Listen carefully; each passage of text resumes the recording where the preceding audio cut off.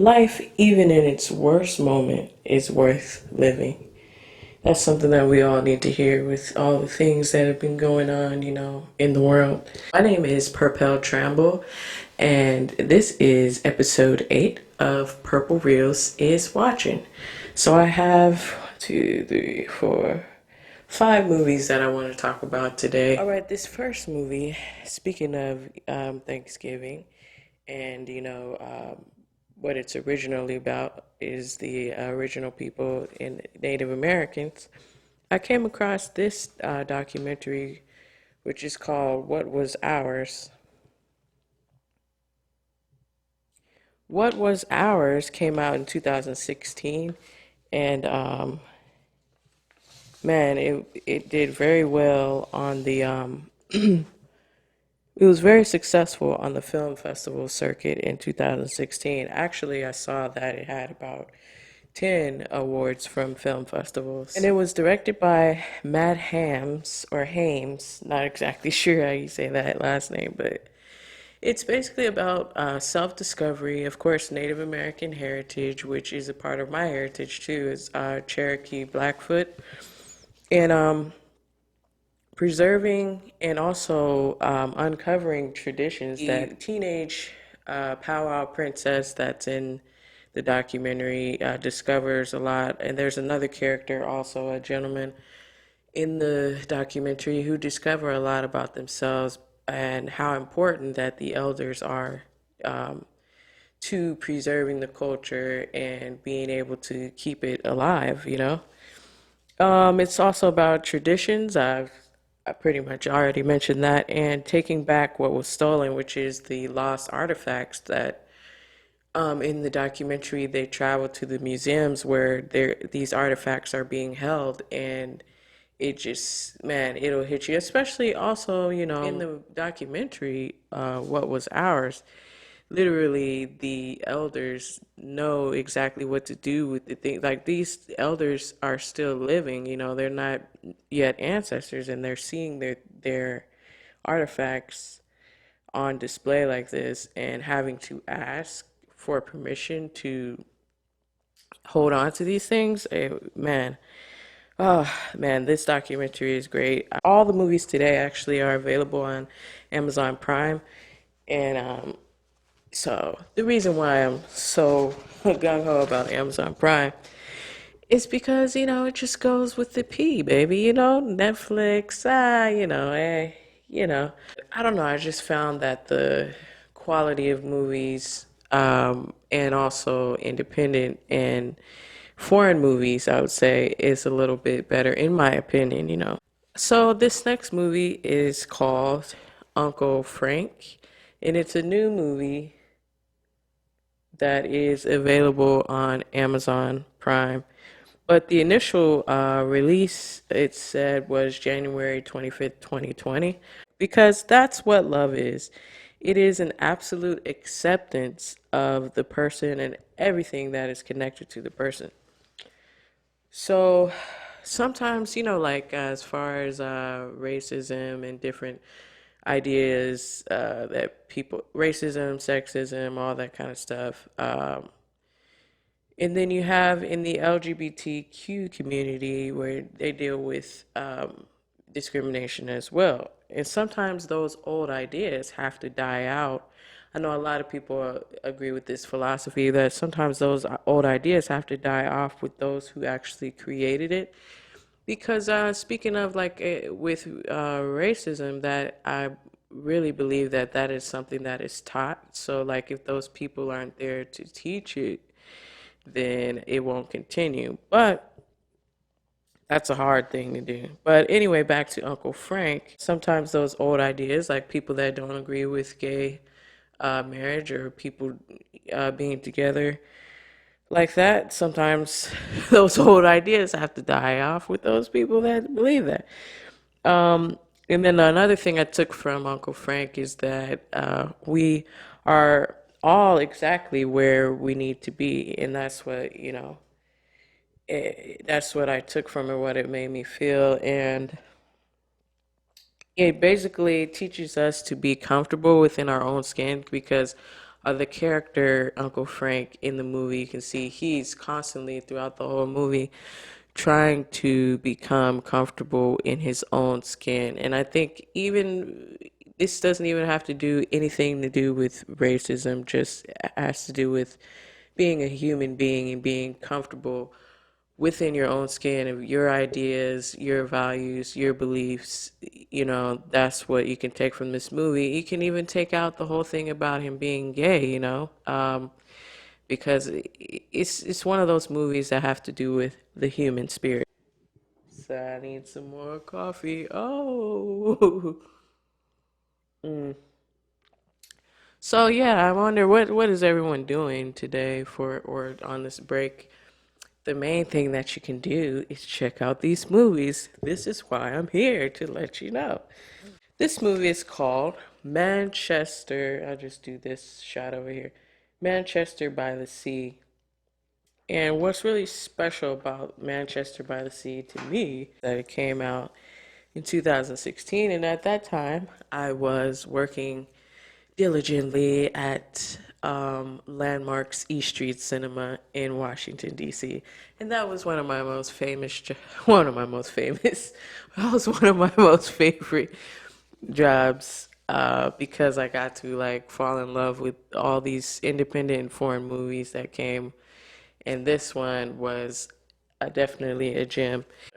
Dude, the main character, is a repairman for this complex, and he's just like modern, mundane kind of a life that he's living in the beginning when they bring you into the film. And in this film, they do bring you in, like, sort of like, well, if you've seen any Spike Lee movies or those type of films where they're not just bringing you in with the music, bringing you in with the visuals, but not just the visuals, the camera movement. Like you feel like you're coming into this you're coming into this story. You have to bring you in so that you can see the separation of your reality and this movie. That's the way that you'll feel when you turn it on. Anyway, he goes uh from this mundane life to his world being turned upside down. And this movie is directed by Kenneth Langerman, or should I just say Kenneth? And it came out in November of 2016. A bachelor is deemed legal guardian of his nephew, and his life is transformed. And so he must leave his dead-end job in Boston and return to Manchester by the sea, where his family has lived for generations. Oh, another good fun fact that I realized when I watched this movie was that they mentioned Minnetonka, Minnesota, like twice in this movie. So for a long time, I didn't even realize that Minnetonka was really a place. I hadn't seen this movie in a while, actually, since 2016, but when I saw it when it came out, actually, I saw it a couple times because when I worked at that theater, it was like having your own theaters because you get access to all of the theaters that are in DC and also the theater that is in Bethesda. So I would go to visit the different theaters and watch either the same movie or another one, but I got to watch this one a couple of times. But in this movie, just be prepared because the most unimaginable thing happens that in the film, and then it's like how this film is basically about how do you get over something like that. So push play and let it play. Manchester by the Sea, Black Box, which is available on Amazon Prime. It came out in October 6th, 2020. And this movie stars Felicia Rashad. She is the scientist or psychologist or whatever you want to call it in the movie. And so um, the other character gets into a car accident, and when you come into the movie, that all that has already happened pretty much, and The movie is about these experiments or experimental treatment because he's lost his memory from the car accident, blah blah blah. And then, but the way that the movie, it's like they deem it a, or they call it a, or list it as a horror or sci-fi. I agree with the sci-fi, all that, but I wouldn't say it was horror. I think they missed it on that one. But it is a psychological thriller. I will agree with that.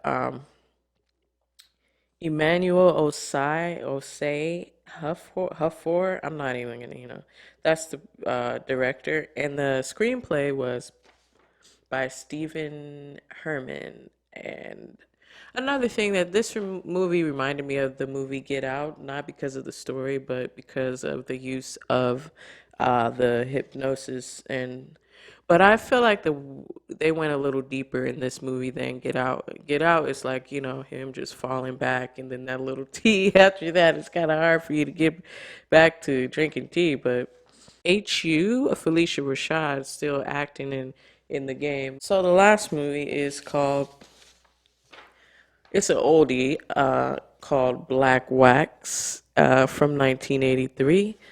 And brother Gil Scott Heron is in this movie. It says January 12th, 1983.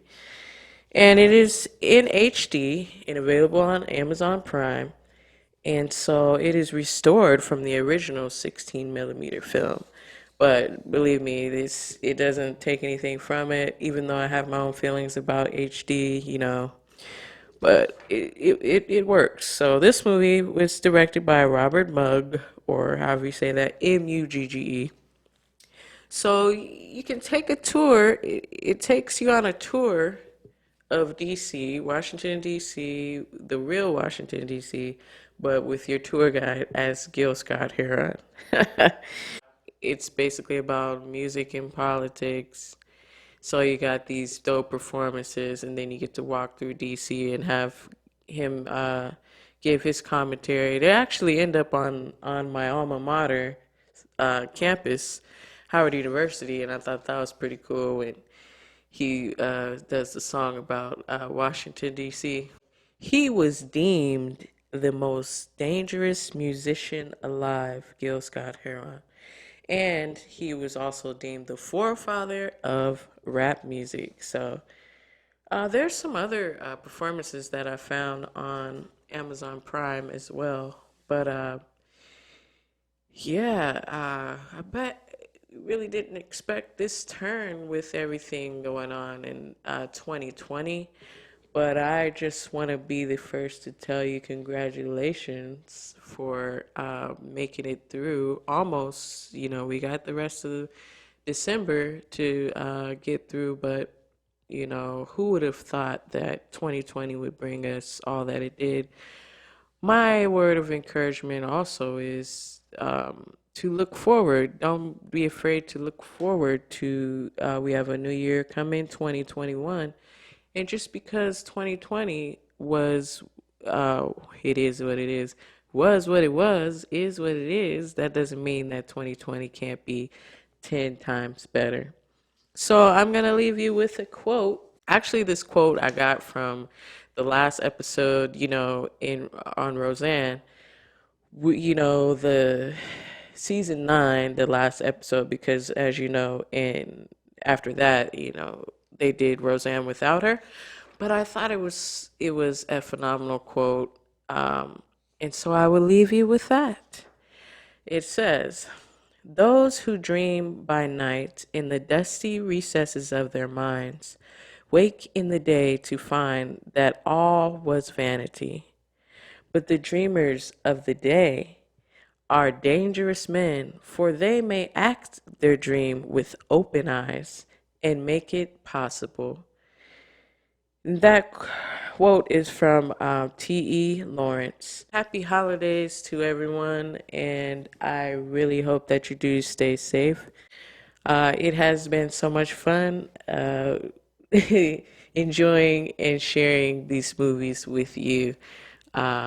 Much love to you and your family during this holiday season. My name is Purpelle Tramble, and remember that every day is a good day for a movie.